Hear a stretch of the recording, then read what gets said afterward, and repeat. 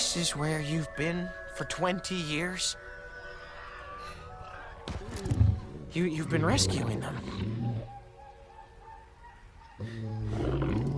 Unbelievable. You're not upset? What? No, I don't know. It's a bit much to get my head around, to be frank. It's not every day you find out your mother is some kind of crazy, feral, vigilante dragon lady. Oh. At least I'm not boring. Right? Well, I suppose there is that. One specific thing. Do you like it? I don't have the words.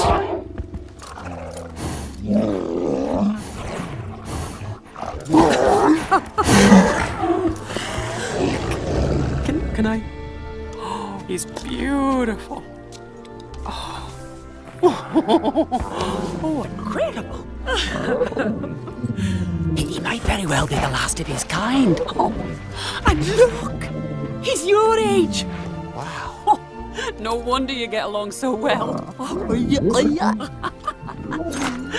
Retractable teeth. How did you manage? I found him in the woods. He was shot down and wounded. This snaffle fang lost his leg to one of Drago Bloodfist's iron traps. This raincutter had a wing sliced by razor netting. And this poor hobblegrunt was blinded by a tree snare and then left to die alone and scared. And what of this? Did Drago or his trappers do this too? Oh, yeah. Well, crazy thing is, I'm actually the one who shot him down. Hey, it's okay though. He got me back, right, bud? You couldn't save all of me, could you? You just had to make it even. So, peg leg.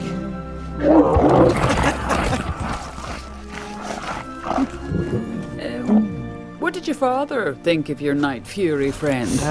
He didn't take it all that well. But then he changed. They all did. Pretty soon, everyone back home had dragons of their own. If only it were possible. No, really. Believe me, I tried as well, but people are not capable of change, Hiccup. Some of us were just born different.